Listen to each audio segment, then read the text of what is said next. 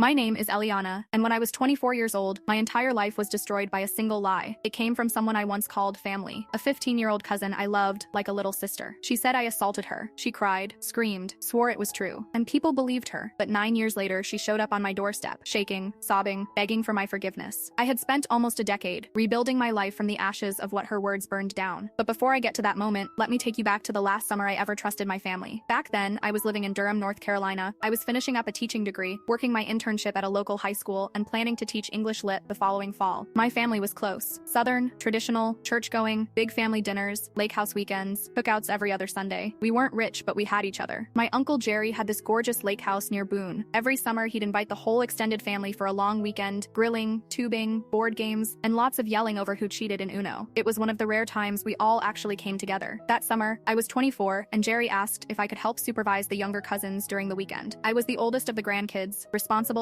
calm, always with a book in my bag. Of course I said yes. That's where Maya comes in. Maya was 15 then. Beautiful, moody, whip-smart, but rebellious. Her mom, Aunt Marlene, said she'd been acting out lately, skipping school, sneaking out, texting boys late at night. I was supposed to keep an eye on her. Looking back, I wish I'd said no. The first night at the lake house was normal. S'mores by the fire pit. Canoes. Of course. I shared a room with two of my younger cousins. Maya had her own room. Around midnight, I woke up and noticed her door was open. I went looking and found her sneaking out the back porch with her phone in hand. I told her to come back inside. I took her phone and told her I was going to let her dad know in the morning. She glared at me like I'd just ruined her life. "You're such a bastard, Chetch," she snapped. I didn't even respond. I just went back to bed. The next morning, everything exploded. I came downstairs to chaos. Maya was crying hysterically, buried in her mother's arms. My uncle Jerry had a look on his face like he wanted to kill someone, and then he looked at me. "She says you touched her," he growled, "last night, in her room." I couldn't breathe. My brain froze. I laughed, literally laughed from shock. "What? That's insane." Maya wouldn't look at me, just kept sobbing. My aunt whispered something and walked into the kitchen to call the police. And that was it. That was the moment my life split in half. Before the lie and after. And in the days that followed, I would learn just how fast the people who said they loved you can leave you to drown. The cops showed up within the hour. I was still in my pajamas, still trying to make sense of what was happening. One minute I was eating eggs at the kitchen table. The next I was being read my rights, while my little cousin peeked from behind the hallway. Her face stone cold now, like she'd flipped a switch. They didn't arrest me, not yet, but they made it clear I was being investigated. I wasn't allowed to leave the house. Not until they'd interviewed me and Maya again and collected evidence. Evidence of what? There was nothing, because nothing had happened. My uncle Jerry didn't even look me in the eyes. My aunt whispered something to Maya and slammed her bedroom door shut. The cousins I used to play cards with stared at me like I had a disease. I texted my mom in a panic. She didn't respond for hours. When she finally did, it was a short message. "We'll talk when you're back in Durham. Stay away from Maya." I wanted to scream. That evening, my cousin Caleb, the only one close to my age, cornered me by the shed. He whispered, "I don't believe it, Elle, but people are freaking out. You might want to leave before it gets worse." Worse? He wasn't exaggerating. That night, I heard them talking through the paper-thin walls. Maya telling her mom how she'd felt uncomfortable for months around me. Her voice calm, like she was reciting lines. My uncle said something about pressing charges. Aunt Marlene agreed. They were planning it like I was some predator they had to protect their daughter from. I stood outside their door for 2 minutes, heart racing, and realized I was utterly alone. No one was coming to help me. No one. So I packed my stuff at 3 a.m., threw everything into my car, and drove away in the pitch black, heart pounding, tears burning down my face. I didn't even go home. I couldn't face my mom. Not after that cold text. I drove straight to a friend's apartment in Durham and crashed on her couch, shaking and sleepless for 2 nights straight. By day 3, I was officially a person of interest in a criminal investigation. Maya had filed a full statement. And the rumors? Oh, they spread like wildfire. It started with cryptic Facebook posts, one from my aunt, another from my cousin Rachel, things like trust your kids when they say they feel unsafe, or predators don't always look like strangers. Everyone in our extended family knew exactly what they were implying. Then came the texts from old classmates, former coworkers, even people from church. "I just heard. Is it true? Wait, you? Eliana? Did you really?" I couldn't eat, couldn't sleep. I threw up every time I got a call from a number I didn't recognize. Then the school district emailed me. My internship was terminated, pending an investigation into allegations of misconduct involving a minor. I hadn't even been arrested. I wasn't charged with anything. But that didn't matter, because once someone says your name next to something that vile, you're already guilty in the court of public opinion. Even my roommate started acting weird, locking her door at night, whispering to friends in the hallway. One day, she asked if I could find somewhere else to stay for a while. I had nowhere to go. Nowhere. So I slept in my car for 4 days. 4 days. And on the 5th, I finally got a call from a lawyer, a public defender assigned to my case. "You're not being charged yet," he said flatly. "But if I were you, I'd lawyer up and prepare for the worst." The worst? I didn't even know what that meant anymore. Every day felt like a waking nightmare. I was drowning, and the person holding me underwater was a 15-year-old girl I used to braid hair with on sleepovers. I tried to convince myself it would blow over, that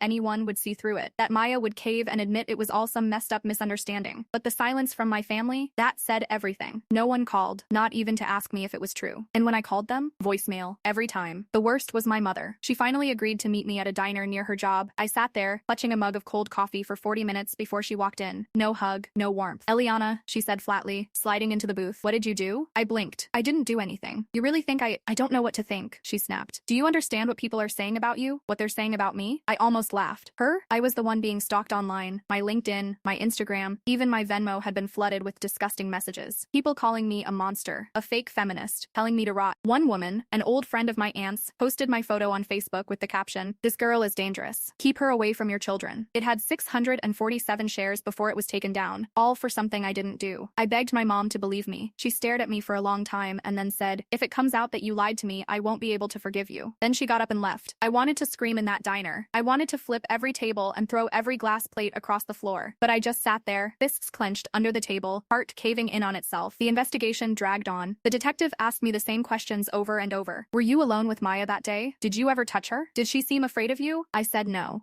and no, but it didn't matter. Maya's story had shifted slightly, but not enough to break. She said I cornered her in the hallway, said I made her feel unsafe. She even pointed to a hoodie in my suitcase and claimed I had worn it when I brushed up against her. That hoodie hadn't been touched in weeks. But guess what? That didn't matter either. The investigators couldn't find any physical evidence. No injuries, no DNA, no witnesses. But that didn't mean I was off the hook. They filed it under unsubstantiated, not false, not dismissed, just floating in the gray zone, where accusations never fully die. But the damage? It was done. I lost my internship. I lost my mentor, who said the optics were too risky. I lost my place on the university student council. And I lost my best friend, Erin, who said she didn't feel comfortable being alone with me anymore. That one broke me. Erin knew me since the 6th grade. We'd survived bullies, breakups, and bad roommates together, but one rumor, one lie, and she dropped me like a leper. I started sleeping during the day and staying up all night, terrified someone would show up at my apartment door with a camera or a threat. People had found my address. They started mailing me Bible verses and handwritten notes. God sees what you did. Turn yourself in before it's too late. You'll never be safe again. I wasn't suicidal, but I started wondering what it would feel like to just disappear. To walk into the ocean, to close my eyes and vanish. But something inside me fought that. Some tiny flame. Maybe it was rage. Maybe it was hope. I don't know. One night, I opened a blank Google Doc and started writing. Every detail, every moment, every memory of that weekend. I wrote for 6 hours straight, sobbing, shaking, furious, and when I finished, I saved it under one word: truth. I didn't know what I'd do with it yet, but I swore to myself, right then and there, I was not going to let this lie define me. Even if no one else believed me, I would not go down without a fight. After I wrote the document, Truth, I printed out a copy and hid it in a shoebox beneath my bed. Not because I thought someone would steal it, but because I needed something tangible to remind myself I still knew who I was. But the world didn't care. 3 weeks after the accusation, I got a letter from the university. Academic suspension. Indefinite. They couched it in polite language, talking about ongoing investigation, protecting student welfare and reputational risk. But the bottom line? I was done. I went back to my apartment, packed what little dignity I had left, and moved into a basement sublet I found through a sketchy Craigslist ad. It smelled like mold and cat pee, but the landlord didn't care about my name. That was enough. And that's when I stopped answering the phone, because the calls I did get, they weren't from friends checking on me. They were from reporters, bloggers, strangers asking for my side of the story, only so they could twist it into something darker. One podcast host even left a voicemail that said, "We've heard you haven't denied the incident publicly. We'd love to give you a platform to clear things up, unless your silence speaks for itself." I almost threw my phone across the room, but worse than the strangers were the family. My Aunt Denise, Maya's mom, called once. Just once. She didn't ask how I was. She didn't ask if it was true. All she said was, "You disgust me. If you ever try to contact Maya again, I will destroy you. We have lawyers." Then she hung up. I sat on my mattress on the floor, numb. The room spun, and for a moment, I thought I was losing my mind. I didn't even touch her. I didn't touch her, but no one cared. My cousin Nathan, Maya's older brother, posted something on Facebook that went viral in our hometown. Predators hide in plain sight, even among family. Just because someone seems sweet doesn't mean they're not evil underneath. It got 12,000 shares. My high school teacher commented, "This is heartbreaking. So proud of Maya for speaking up." My old church youth leader added a praying emoji. My childhood piano teacher tagged me directly with, "Sickened." I hadn't played piano since. It was like the whole world had been handed a script about me, and they were all too happy to read their lines. But here's the sickest part. Maya was thriving. She started a blog for essay survivors. She did a TikTok series about speaking your truth that got 500,000 views. She gave an interview on a local news station, blurred face, distorted voice, about how she bravely came forward, even though her abuser was family. She called me E. Everyone assumed E stood for evil, and she let them. My hands would shake anytime I opened a browser. I had to stop checking social media altogether. But one day, against my better judgment, I searched her name. She had sponsors now. A mental health app, a skincare brand, a coffee company. I stared at her smiling photo on a blog header and felt like I was being buried alive under someone else's lies. One night, about 4 months after it all started, I got a call from a blocked number. I let it go to voicemail, but when I listened, my heart dropped. It was my grandmother. She didn't say hello. She didn't even sound like herself. herself, just whispered, "I don't know what happened, baby, but I believe you. I do." Then the message cut off. I broke, not because it was hopeful, but because it meant that someone still saw me as human. The next day, I bought a burner phone and started recording everything I could remember from that weekend at the cabin. I made diagrams, wrote down timestamps. I mapped out who was in the kitchen when, what Maya was wearing, what movies we watched, where the bathroom was located. It became an obsession, like a detective solving a case where the only suspect was me, and the only person who believed in my innocence was a 76-year-old woman with arthritis and bad memory. And then, one night, something strange happened. I got a text, not to my burner phone, to my real number, from a number I didn't recognize. "You were in the living room the whole time. I saw you. Don't give up." I stared at the screen, my breath caught in my throat. Who was this? Someone who was there at the cabin? Someone who had kept quiet? Someone who finally had a spine? I texted back, "Who is this?" No response. I waited. Nothing. I texted again, called, voicemail, dead end. But that one message changed everything. For the first time, I wasn't alone. Someone knew. And even if they were scared, they saw the truth. That meant it wasn't just my word against Maya's anymore. The question was, could I find out who it was before Maya's lie ruined me forever? I sat on the edge of my hotel bed, staring at the blinking voicemail icon on my phone. 3 messages, all from my aunt. I hadn't heard her voice since she called the cops on me. I didn't know what to expect. Rage? Regret? Pleading? I played the first one. "Eliana, I don't know what to say. Maya told me what she did. I'm so sorry." I paused it. My fingers trembled. For a split second, I thought maybe this was the beginning of healing, but I should have known better. The second message was shakier, more defensive. She was a child. Eliana. She didn't understand what she was doing. "Please, don't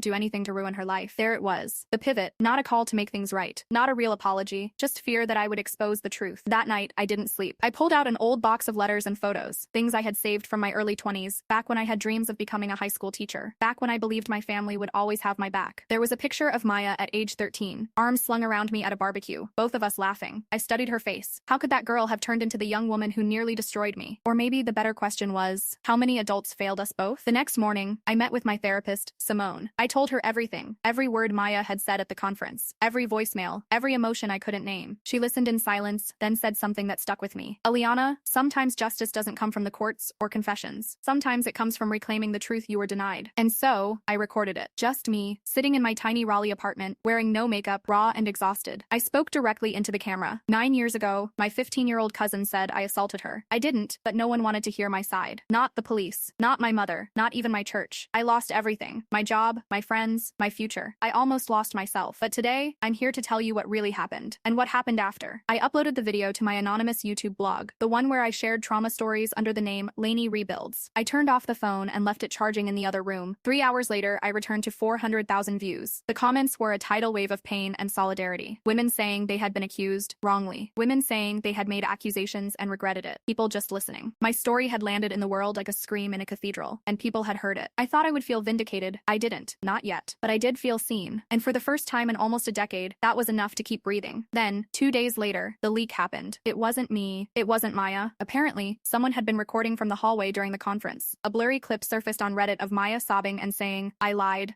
to save myself. I didn't know it would ruin her." The internet exploded. Her name trended for days. My name, my real name, started circulating too. Suddenly, my inbox was full of journalists, old friends, even my old college roommate who once ghosted me without a word. The narrative had shifted. But now came the terrifying part. What would I do with this new power? Because as much as I had wanted the truth to come out, now that it had, I realized survival was only the beginning. It started with a knock. Not the gentle kind, not the neighbor kind. It was deliberate, forceful, rhythmic. I froze. I hadn't given my real address to anyone except Simone, my therapist. My building had no doorman, no buzzer, just 3 locked doors between me and the street. And yet, another knock. Then came a voice, deep, male. Eliana Ramirez. My heart stalled. Nobody had called me that name in years. Online, I was just Lainey. At my job, I used my middle name. Only government documents still bore that name. "Eliana, we just want to talk." I didn't respond. I stood silently in the kitchen, heart hammering, hand inching toward the pepper spray I kept beside the toaster. Then came the words that made my blood go cold. "We're with the district attorney's office. You're not in trouble. We have questions about Maya Hutchins." I blinked. Maya's full name. I opened the door, a crack, chain still in place. 2 men stood there, wearing cheap suits and polite but urgent expressions. One flashed a badge. His name was Carter. He handed me a card. We saw the video, and the clip from the conference. "We're reopening the case." I laughed. It wasn't joyful. It was broken. Shattered. "You're 9 years too late," I said. "We know," Carter replied, "but she may have lied in an official police report. That's a felony." I didn't know what to say. I didn't even know how to feel. They asked if I'd come in to give an official statement. I told them I'd think about it. After they left, I collapsed on the floor and cried like I hadn't in years. This wasn't just vindication. This was danger. Because if Maya was facing legal consequences, my family would blame me. Again. Sure enough, it didn't take long. That night, my phone rang. "Caller ID, Mom." I almost didn't answer, but I did. I needed to hear what side she stood on now. "Eliana," she began, voice tight. Why are you doing this? Haven't you punished this family enough? I couldn't breathe. I had punished them? You told me to leave. You told me you didn't believe me. She was a child, my mom shrieked, and now they're saying she could go to jail. You think that will fix what happened to you? I went quiet, then calmly said, no, but it might fix what could happen to someone else. Click. She hung up. 3 hours later, I got a DM from Maya. Just 2 words. Please stop. I stared at it. Not, I'm sorry. Not, can we talk? Just a plea for silence. But silence was what almost killed me before. I posted a follow-up video the next morning. I didn't name Maya. I didn't speak of revenge. I just said, for 9 years I couldn't speak. Now that I can, I won't stop. Not for anyone. It went viral again. Celebrities tweeted it. Podcasts wanted interviews. A Netflix producer reached out asking for a meeting. I said no to all of it. This wasn't content. This was my life. But then came the letter. Handwritten, no return address. I almost threw it away, but curiosity got the better of me. Inside was a folded piece of notebook paper and a check for $10,000. The note read, I don't expect forgiveness. I can't fix what I broke, but maybe this helps you build something better. Ms. I stared at the check like it might burst into flames. I didn't know if it was guilt or hush money, but either way, I knew exactly what to do with it. And that's when I made the decision. I was going to start something real, something permanent, a non-profit for people falsely accused, for survivors who get silenced, for everyone whose families never showed up. I was done running. And Maya? She was about to face something she never had before. Consequences. 2 days after I received the check and the letter, I got a call. Not from the DA, not from my therapist, but from a blocked number. Against every instinct, I answered. Eliana? My throat tightened. It was her. Maya. I know I shouldn't be calling, she said, her voice trembling, but they came to my job, the DA's investigators. They said they might press charges. I panicked. I wrote you. I sent money. I didn't know what else to do. I stayed silent, listening, letting her talk. I'm sorry, she whispered. I know it's too late, but I was scared. I thought I'd ruined everything back then, but now it's all unraveling. That's when I spoke, low and steady. You didn't ruin everything back then, Maya. You ruined it now, when you chose to stay silent, when you let my life fall apart while yours kept moving. She started crying. I almost felt bad. Almost. But then came the kicker. I need you to tell them it wasn't a big deal. I blinked. Excuse me? The DA. The press. If you say it wasn't a big deal, maybe they'll back off. I can't go to jail, Eliana. I'll lose my license, my apartment, everything. Something snapped in me. No, I said. I already lost everything. And you watched me lose it. You stood in court and told strangers I assaulted you, then went out for milkshakes with your mom like it was just another Friday. She didn't speak. I hung up, blocked the number. Then I walked to the community center where I'd just signed a lease for my nonprofit, fittingly named Still Here, because I was. Despite everything, I was still here. That night, I sat down to write my formal victim impact statement. The DA had asked me to submit one for the file. It wouldn't determine charges, but it might influence the course. I wrote, she lied. And in doing so, she didn't just break trust. She buried me alive. For 9 years, I couldn't breathe without choking on shame, but I'm done suffocating. I sent it in. The next week was chaos. A reporter got wind of the investigation. Maya's name wasn't officially released, but people pieced it together. Online detectives pulled up old yearbook photos. A parenting blog outed her workplace. The internet exploded. Suddenly, I was being blamed again, accused of canceling her, of dragging something private into the light. But this wasn't about revenge. It was about truth. Then, something wild happened. Another girl reached out. She DM'd me on Instagram. Said her name was Nadine. She'd been in drama club with Maya. A year below us, she said she remembered Maya bragging about how easy it was to get someone in trouble if you cry at the right time. Nadine even said Maya once joked about what happened to me. I couldn't believe it. I asked Nadine if she'd speak to the investigators. She agreed. And just like that, the story shifted. Maya's narrative started to crumble, not just morally, but legally. 2 days later, I got a visit. This time, not from law enforcement. It was Maya's mother. She stood on the sidewalk outside my nonprofit building like a ghost from the past, still wearing her pearls, still holding that permanent pinched expression. I opened the door but didn't invite her in. Eliana, she began, you need to stop this. You've made your point. I laughed. No, I'm just getting started. She stepped closer, eyes narrowing. She's family. So was I. She hesitated. If this goes to trial, you'll regret it. The attention, the press, the mess. I tilted my head. I already lived through the mess. Alone, you don't scare me anymore. Then I did something I didn't plan. I pulled out my phone, hit record, and said, can you repeat what you just said? She looked horrified, backed away like I'd struck her. I'm not doing this, she hissed, and she left. Good. Because that footage, I shared it online with a caption, abusers aren't always monsters in the dark. Sometimes they come wearing family heirlooms and ask you to protect the liar they raised. It exploded. Again, people began sharing their own stories of being falsely accused, of being silenced, of being told to protect the family image. And my nonprofit, donations started pouring in. Survivors signed up for support groups. Volunteers reached out from all over the country. And me? For the first time in almost a decade, I felt powerful, but I knew this wasn't over. Because Maya wasn't the only one who'd wronged me. My entire family had left me to rot. And now, it was their turn to feel the heat.